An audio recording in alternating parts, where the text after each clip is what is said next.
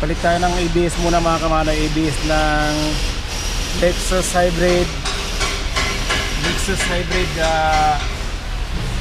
450. Ito yung kanyang ABS mga kamano. Palitan muna natin siya kasi leak accumulator, may leak accumulator na to. May singaw. Ito yung accumulator niya, ito yung chamber, ito yung pump sa ilalim. Yan yung pump sa ilalim niya. Tanggalin ko muna mga kamano.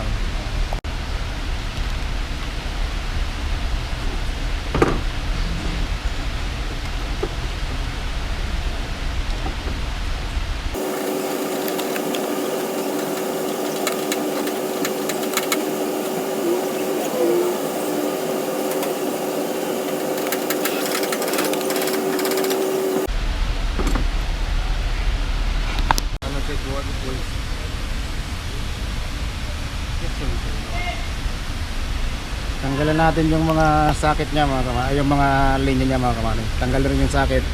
Tatanggalin lang natin tong tornilyo na to. Tornilyo dyan na isa. Saka dito hugutin na natin yan. Hugutin na natin ito palabas. Ito na nga mga kamano, natanggal na natin oh.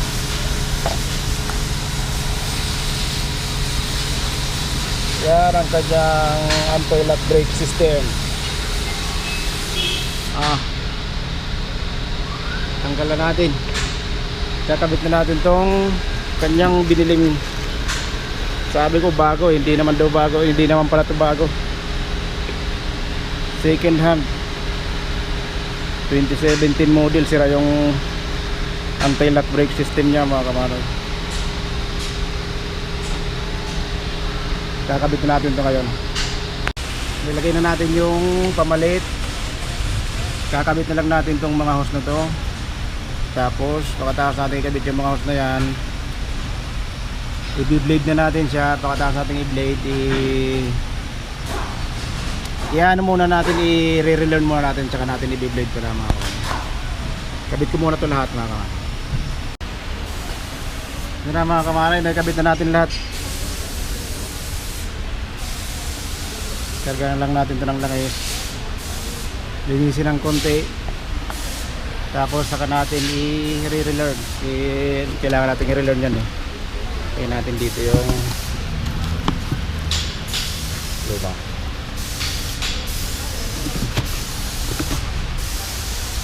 Yung langis na gagamitin natin, dalawa lang.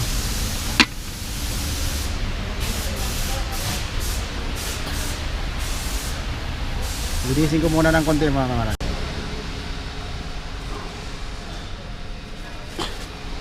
Ito yung gamit natin computer. Ano muna natin dyan mga kamara.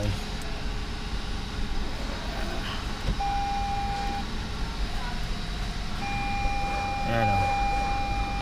Ayan. May ABS siya.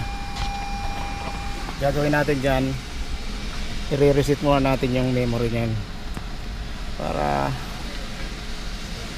matanggal yung mga dating ano.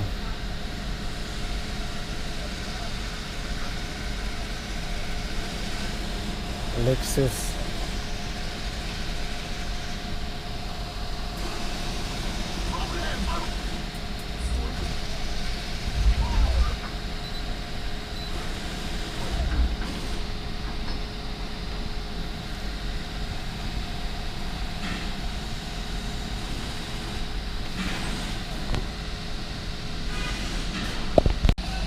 ito na, tingnan natin yung ABS nya.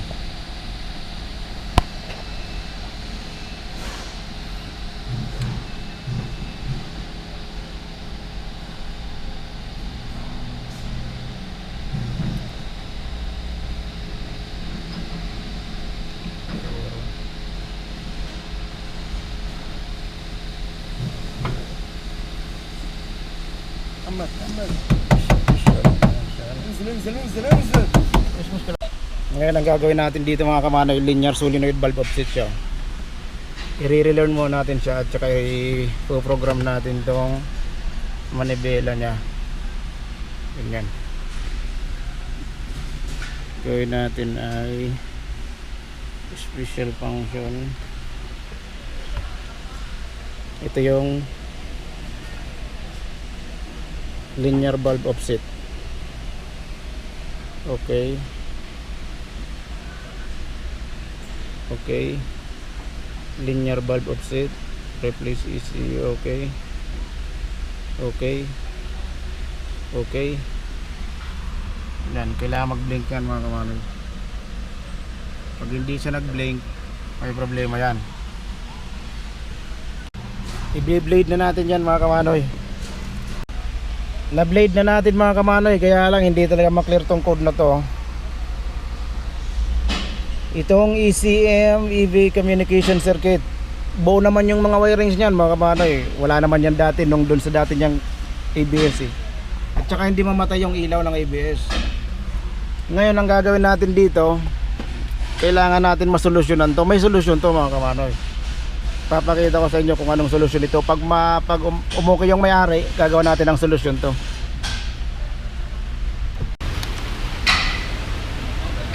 Ang problema nito mga kamanoy, itong ano niya, pinaka ECU niya, hindi match sa engine control sa engine control module sa ECM. Kasi yung mga bagong modelo kasi mga kamanoy, hindi na katulad nung dating lumang modelo na 2015 pababa. Kahit magpalit ka ng ABS, okay lang, i-reset mo lang, ayos na. Ngayon hindi na, nagsisave sa memory niya yung BIN number. Kailangan magparehas yung BIN code number nila, yung ABS at saka yung ECM. Kaya ang gagawin natin, tatanggalin ulit natin to, kukunin lang natin to, tatanggalin natin to, ihiwalay natin yan. Ang ilalagay natin kasama dito, yung sa luma. Itong galing sa luma, ito yung gagamitin natin na ECU. Kasi itong luma, ang sira niya ito, leak, may leak to sa loob. Hindi naman natin marirepair yan. Gagawin natin, kukunin lang natin yung ECU, tatanggalin natin to. Yung dun sa bago, ito yung kukunin natin, isasalang natin yan. Kung papayag yung may-ari. Ito na mga kamari, tatanggalin natin tong ano. Gagawin natin, kukunin lang natin dito sa ibinigay niyang ABS, ito lang. At dito sa luma, ibabalik na rin natin tong kanyang computer. Ito lang control valve lang yung papalitan natin. Kasi may sira tong ibinigay niyang ano, may sira yung ECU, hindi siya ma-program. Tatanggalin lang natin yan dyan mga kamanoy, dyan sa pagkasulda na yan, no? Tapos hugot, pagkahugot, tanggalin yung isa lang. Ganun lang yun. Ito na siya mga kamanoy, tatanggalin natin to. Ito yung ipapalit natin. Ito yung tatanggalin natin, kasi ito yung bagong binili nyo eh. Sira tong ECM, ECU. Ito lang valve kukunin natin. Ito yung luma, ito gagamitin natin, ito papalitan natin. Hawa ba? Aywa. Ito na yung bago mga kamanoy, yung luma mga kamanoy. Ito yung bagong binili na second hand. Ito yung kanyang original. Ngayon ang problema ng original, itong valve may leak. Yung valve na yan, may leak yan. Itong bago second hand yung binili, wala tang leak. Ang problema, sira yung ECU. Kaya ang gagawin natin, kukunin natin yung lumang ECU, isasalang natin dito sa bago niyang biniling valve. Ganun lang mga kamaroy. Kukunin natin to, isasalang natin yan dyan, ganyan. Yan ang ilalagay natin. Itong dalawang to, wala na, hindi na natin yan kakailanganin. Ilagay ko muna mga kamaroy. Yan ang mga kamaroy na ikabit na natin. Gagawin natin, susoldahin na lang natin to dyan. Ito na yung pinagpalitan natin. Ito yung dati niyang computer, ito yung bagong valve. Ito yung bagong computer, ito yung lumang valve. Pinagpalit lang natin mga kamaroy. Kasi hindi siya may program talaga eh. Soldahin ko muna ito ha. Tapos susubukan natin i-reprogram siya ulit. Yan ang mga kamaroy, nasolda na natin lahat oh. Yan oh. Ito na yung ikakabit natin doon mga kamaroy. Naikabit na natin siya mga kamaroy oh. Ito yung galing sa bago, ito yung original.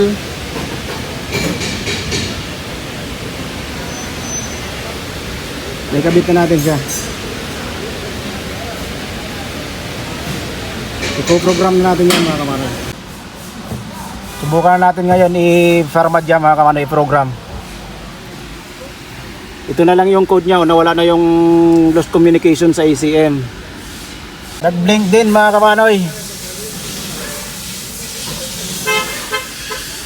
Test boot muna natin siya. Okay. Diyan o. Tingnan natin kung ano yung code niya.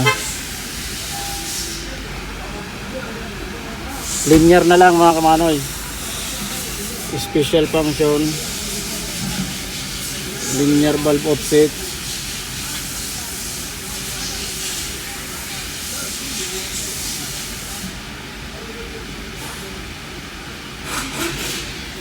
Yan, nag-blink din.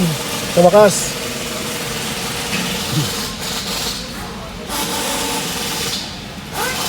Two minutes yan mga kamanoy yan.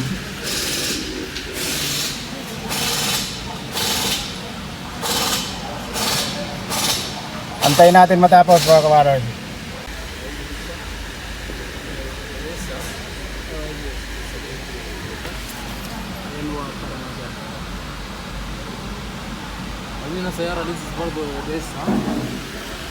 Okay na mga kamanoy. Yun nawala na siya. Masyadong masilan tong sasakyan na ito mga kamanoy. Lexus RX 450 hybrid. Masyadong masilan mga kamanoy. Tingnan natin yung kanyang trouble code. Wala na no DTC na siya. Wala na rin siyang ilaw. Ang gagawin natin dito mga kamanoy, i-blade na natin siya. Pagkatapos yan, tapos na. Maraming salamat mga kamanoy. Talagang pinahirapan tayo sa sakyan na to. Pero ayos lang. Okay lang yun. Yan yung isang yan isang Marites hindi makita kasi maliwanag eh. Pag sa maliwanag di mo talaga makikita. You can see my face. Yan yan. Yan